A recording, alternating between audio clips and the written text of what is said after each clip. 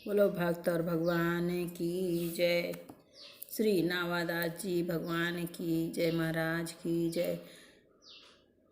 बोलो श्री प्रियदास जी महाराज की जय। कल के एपिसोड में मैंने श्री यज्ञ अवतार की कथा सुनाई और मनवंतर अवतार की कथा सुनाई। अब आप श्री 17वें अवतार की कथा है श्री वृषभ अवतार, उसकी कथा सुने। बोलो श्री वृषभ भगवान की जय। बोलो सभी संतों की जय, सभी भक्तों की जय। मेरे गुरुदेव श्री रामभद्राचार्य जी भगवान की जय। श्री वृषभ अवतार की कथा। महाराज नाभि के कोई संतान नहीं थी, इसलिए उन्होंने अपनी पत्नी मेरु देवी के सहित पुत्र की कामना से एकाग्रता पूर्वक भगवान यज्ञ पुरुष का यजन किया। भक्त वत्सल भगवान उनके विशुद्ध भाव से संतुष्ट होकर यज्ञ में प्रकट हुए। सभी ने सिर झुकाकर अत्यंत आदर पूर्वक प्रभु की पूजा की और ऋषियों ने उनकी स्तुति कर यह वर मांगा कि हमारे यजमान ये राज ऋषि नाभि संतान को ही परम पुरुषार्थ मानकर आपके ही समान पुत्र पाने के लिए आपकी आराधना कर रहे हैं। आप इनके मनोरथ को पूर्ण करें। भगवान बोले, मुनियों, मेरे समान तो मैं ही हूँ, क्योंकि मैं अद्वितीय हूँ। तो भी ब्राह्मणों का वचन मिथ्या नहीं होना चाहिए। द्विजकुल मेरा ही तो मुख है, इसलिए मैं स्वयं ही अपनी अंश कला से आग्नेन्द्र नंदन नाभि के यहाँ आकर आप अवतार लूँगा, क्योंकि अपने समान मुझे कोई और दिखाई नहीं देता। यह कहकर भगवान अंतर्ध्यान हो गए और यथा समय महाराज नाभि की पत्नी मेरु देवी के गर्भ से उद्धर्वरेता मुनियों का धर्म प्रकट करने के लिए शुद्ध सत्वमय विग्रह से प्रकट हुए। नाभि नंदन के अंग जन्म से ही भगवान विष्णु के वज्र, अंकुश आदि चिन्हों से युक्त थे। सभी श्रेष्ठ सद्गुणों से युक्त होने के कारण महाराज नाभि ने उनका नाम ऋषभ रखा। राजा नाभि ने यह देखा कि ऋषभ देव प्राणी मात्र को अत्यंत प्रिय लगते हैं और राज्य कार्य संभालने योग्य भी हो गए हैं।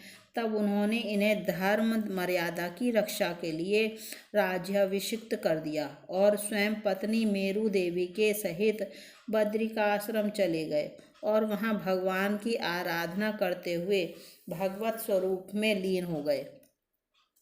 भगवान ऋषभ देव सर्वधर्म विज्ञाता होकर भी ब्राह्मणों की बतलाई हुई विधि से साम दान आदि नीति के अनुसार ही पुत्रवत प्रजा का पालन करते थे।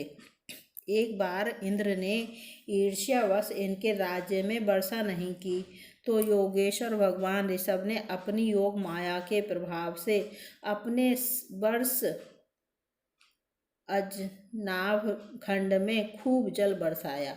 आपने लोगों को गृहस्थ धर्म की शिक्षा देने के लिए देवराज इंद्र की कन्या जयंती से विवाह किया और उसके गर्भ से अपने ही समान गुण वाले 100 पुत्र उत्पन्न किए। भगवान ऋषभ देव जी के 100 पुत्रों में भरत सबसे बड़े थे और थे बड़े भगवत भक्त। श्री वृषभ देव जी ने पृथ्वी का पालन करने के लिए उन्हें राजगद्दी पर बैठा दिया और स्वयं उपशमशील निर्वृत्ति परायण महामुनियों को भक्ति, ज्ञान और वैराग्य रूप परमहंस सोचित शिक्षा देने के लिए बिल्कुल विरक्त हो गए। निरंतर परमानंद का अनुभव करते हुए दिगंबर रूप से इतस्ततः भ्रमण करते हुए भगवान ऋषभ देव का शरीर कुटकाचल के वनों में घूमते हुए प्रबल दावाग्नि की लाल लाल लपटों में लीन हो गया। बोलो वृषभ जी महाराज की जय। अब मैं आपको 18वें अवतार की कथा सुनाऊंगी। वो है श्री हयग्रीव अवतार की कथा। वो हयग्रीव महाराज भगवान की जय।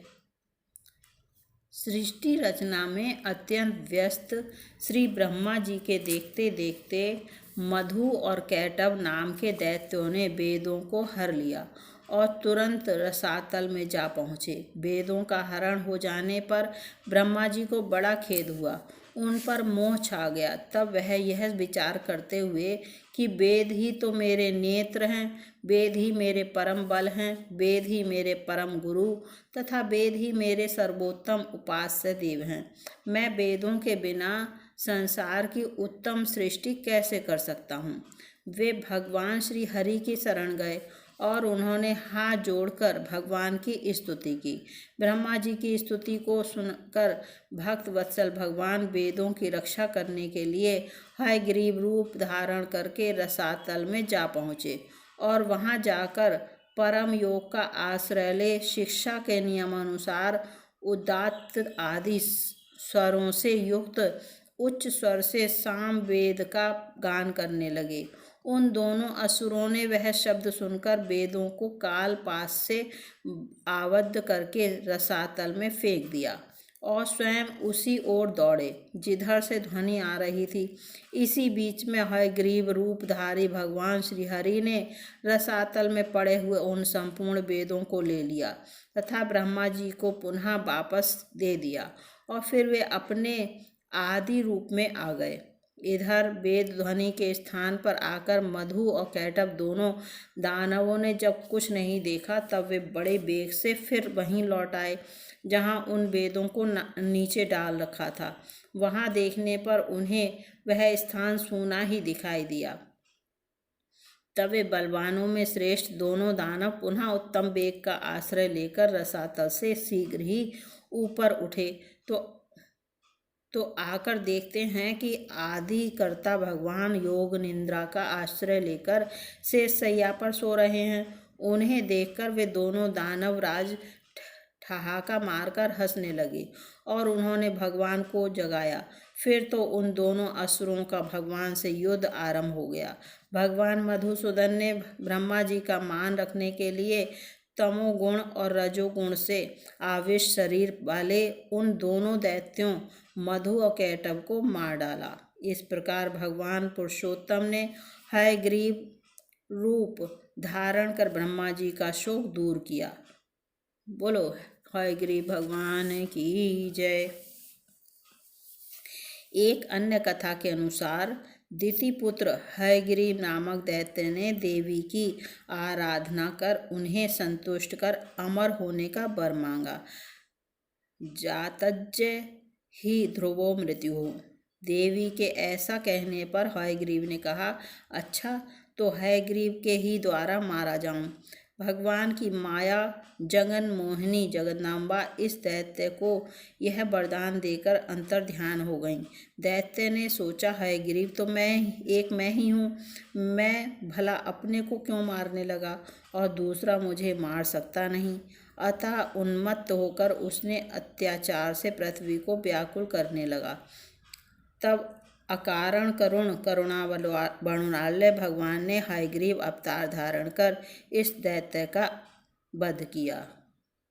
बोलो हयग्रीव भगवान की जय। अब मैं आपको आगे 19वें अवतार में ध्रुव वरदेन श्री हरि के अवतार की कथा सुनाऊंगी। बोलो भक्त और भगवान की जय, सभी संतों की जय, सभी भक्तों की जय। मेरे गुरुदेव श्री रामभद्राचार्य जी भगवान की जय।